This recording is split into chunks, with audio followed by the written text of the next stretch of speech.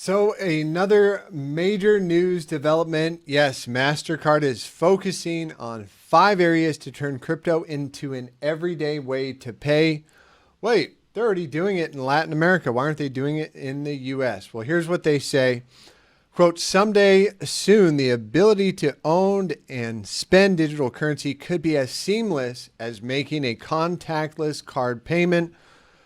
Mastercard, again, highlighted Wednesday 5 different areas they're working on in order to turn cryptocurrencies in an every way day to pay. And they found 5 key areas that Mastercard's working on to make this happen. The first area is crypto cards.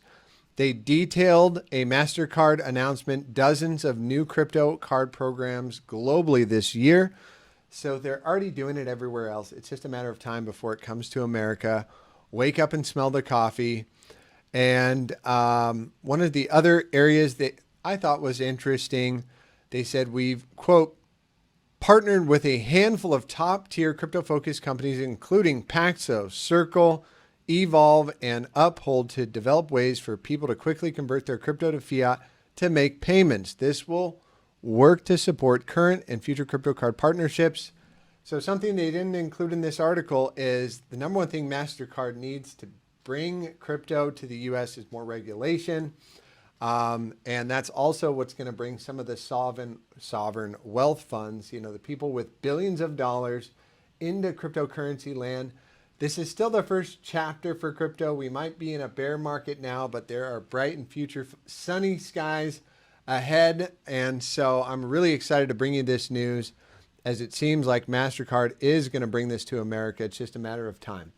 Anyways, let's jump into what's going on in the markets today. The most relevant information. Well, a couple things. I'll cover some news real quick. The Michigan Consumer Sentiment Report came out today. And this was our high turbulent economic data coming in today, the highest impact. And basically what this measures is 3 areas: how consumers perceive their future prospects for their financial situation.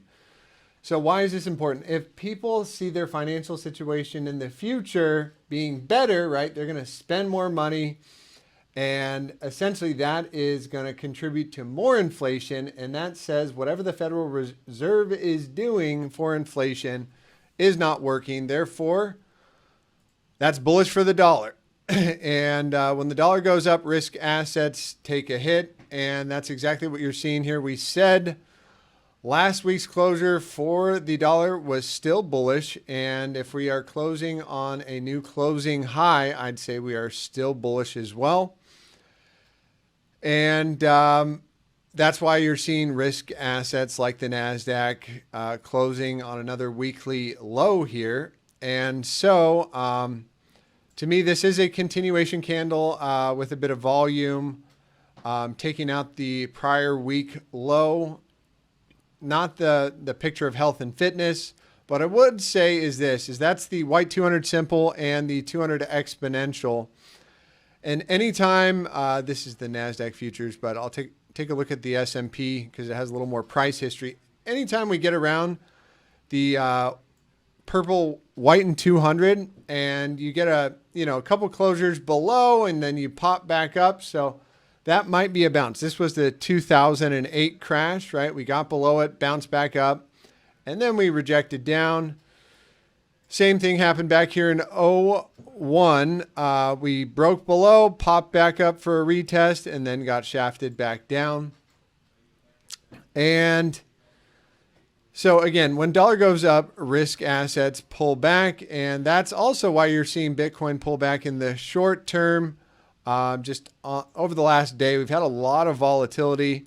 And that's what you usually see right before a big volatile move is, some big ups and downs, some liquidity grabs, kind of like what we talked about yesterday. And what else did I wanted to mention? So that was consumer sentiment is better than expected. Pal, you're not doing your job. And then the bond market, right? That is what we've been talking about all year. Today, the Bank of England was supposed to lift the floor price or basically stop their bond buying purchase program. And here's the news. It says UK cliff edge arrives as the Bank of England prepares to end its emergency bond buying. So the central bank announced the 2-week intervention in the long-dated bond market on September 28th. It was basically supposed to end today. Having been informed that a number of liability-driven investments, LDI funds, held by pension schemes were hours from collapse. In fact, I heard they lost 50%, had a margin call. The government had to step in, save the day.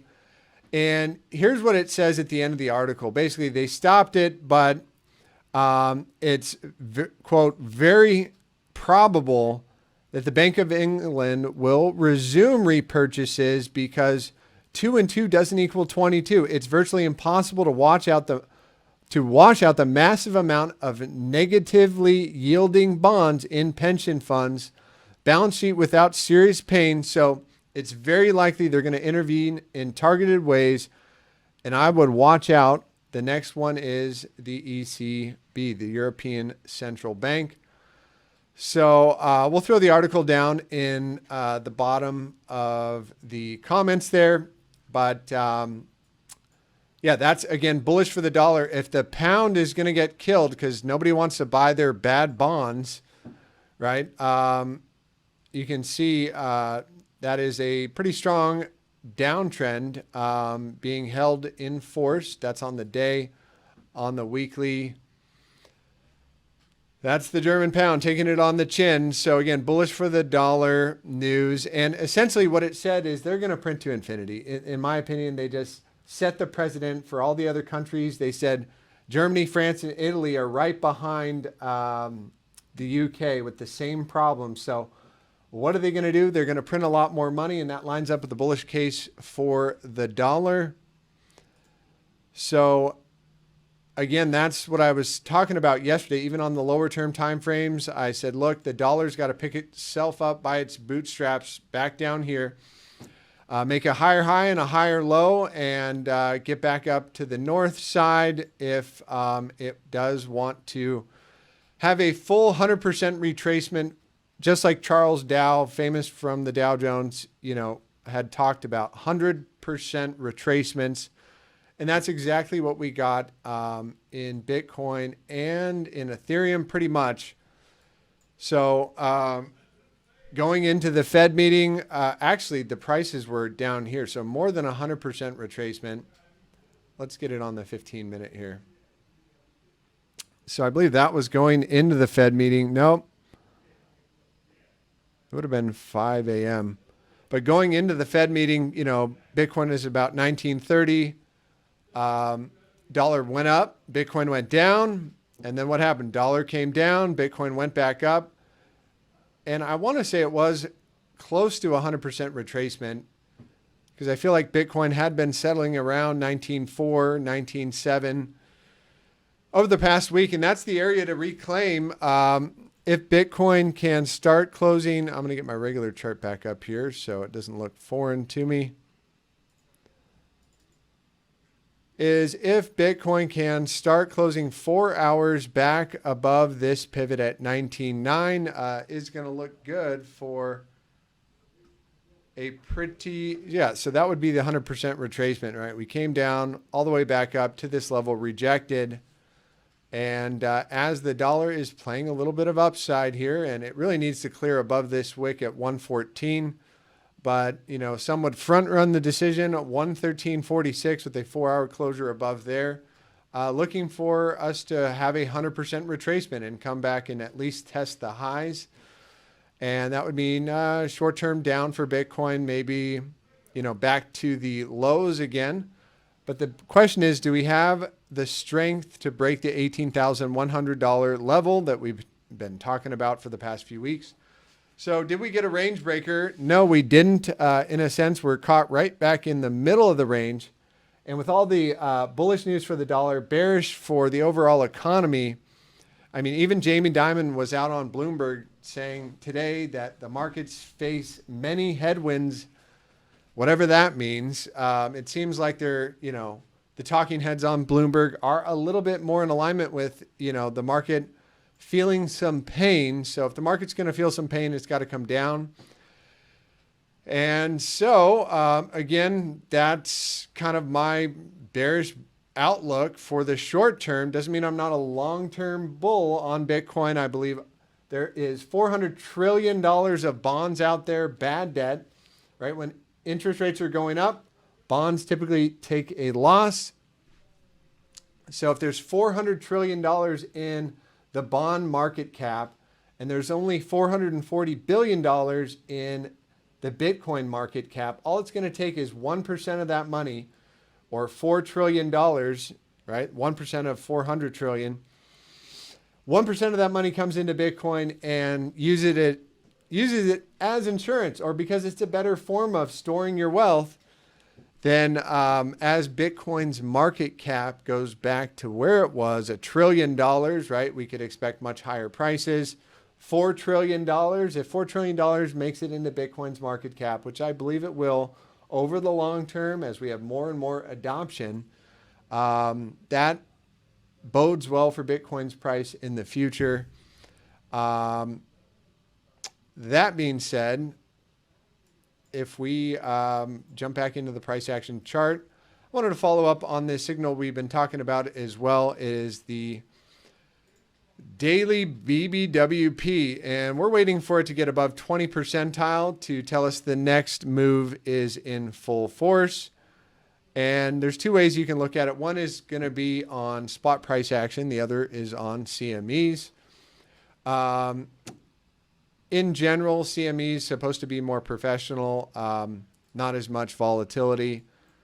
And so you can use either one in my book. But what we're looking for this signal is a 20% increase in the volatility minimum, right? So both of these averages, or the BBWP and the exponential, have a positive slope alongside the direction of the stochastic. So today we will be crossing up above 19,255. Excuse me, we will be crossing down below 19,255. So we're kind of sitting on the edge there. And that's what I said yesterday, is this looked like a liquidity bag grab. So, you know, the inefficiencies in the market, not everybody's stops got even taken out, right? So the market comes back down, slowly picks up all the liquidity, and then, you know, resumes course. And we are perfectly coming into that trend line. I think that's on a weekly time frame. Yep, giving it one last tap. And, you know, so weekend price action could be interesting. Typically, you get sideways price action on the weekend. But if any bad news comes out, I'd say it probably has more of a dramatic effect. And I don't know if there's any major economic news coming out next week, October. Let's just take a look at the calendar for next week. No, we don't want that. So what I'm looking for is the high ratings with the United States. I don't see, these are all medium ratings.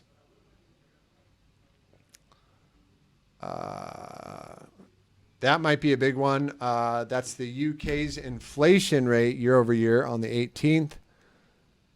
And United States, don't we have something big every month? Housing starts. Okay, that should be a big one. And building permits. So is the real estate market taking a bit of a slump now? Yep. So if any other major news is going to be coming out next week, I will definitely take a look there. Just again, you know, summing up my thoughts on the market right now, it all has to do with the dollar. If there's a flight to safety or a continued flight to safety, you may see the dollar continue to gain strength, and that means risk assets will be punished. So look at the 2-year yield coming up at 4.5%, the 10 years at 4, and the 30-year 3.98. So why is this significant? Well, you can see we just took out the highs from 2013. The next high is going to be at 4.66, almost up to 5%. And all this bad inflation news has lined up the Fed to raise interest rates another 75 basis points. I believe they're pricing that in with like an 80 or 90% chance right now that we get another 75 basis point rate hike. So to me, it seems like a big liquidity grab yesterday, a little volatility, and we'll be interested to see how the week closes out on CMEs.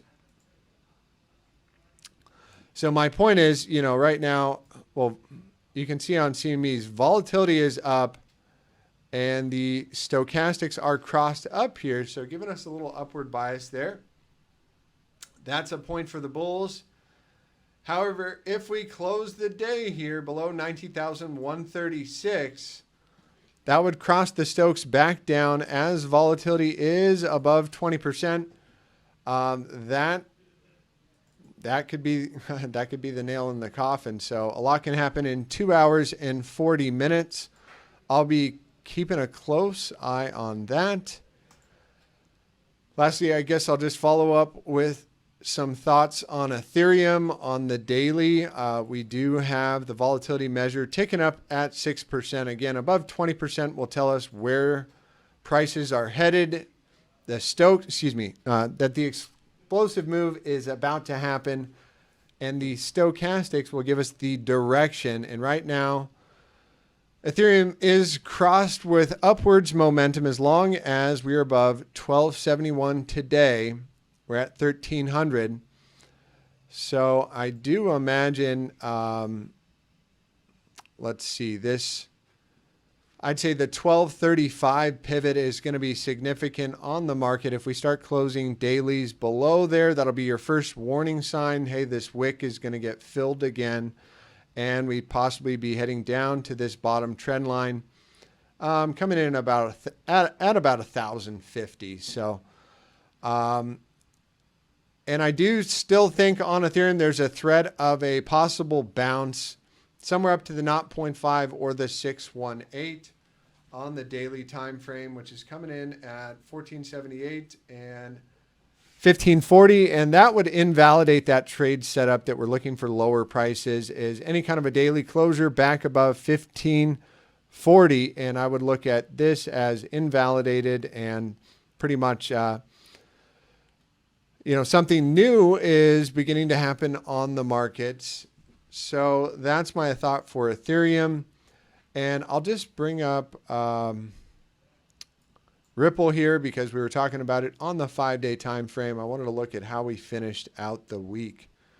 So the week is not over, but any kind of a closure below here, this pivot at 47 cents is going to confirm this as another lower high in comparison to this high over here. And you'd have several drives of bearish divergence forming. So to be 1, 2 of hidden bearish divergence, which, could get you that shot to the bottom side of the range at 1378.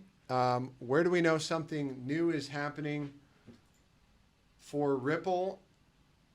And it'd be a weekly closure back above 64 cents. So not a lot here. I do think the easiest risk to reward setup right now is looking at, and again, this isn't financial advice. I'm not a financial advisor, but if I was kind of macro trading this right now, an example, putting your risk management right above the prior wicks and then trying to get a short in somewhere back up here over the next couple of days. If the market's going to turn out bearish and if Bitcoin wants to turn down. Currently on the 5-day, Stokes are crossed up and volatility is above 20%. So we really want to see these both get vertical and then have, more than one closure which I think we are going to be going on the second closure. So this is another point for the bulls and us potentially getting a short-term bounce on Bitcoin.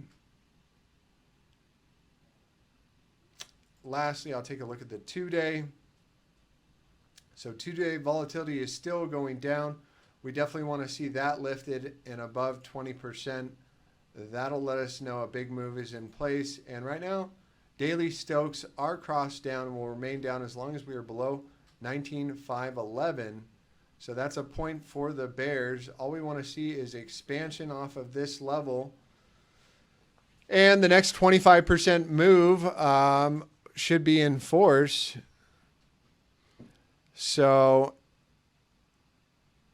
I'm trying to make of, what to make of this closure here in the next 2 hour on the daily. Looks like a pair of snake eyes, if you ask me. You're kind of rolling the dice there. I want to see how the day closes. I'm going to wrap it up with that, guys. Thanks so much for watching. Don't forget, if you're new, like and subscribe to the channel, get future updates. I try and post one video a day to give my thoughts on the market. And feel free to post any comments or questions you have below. Take care.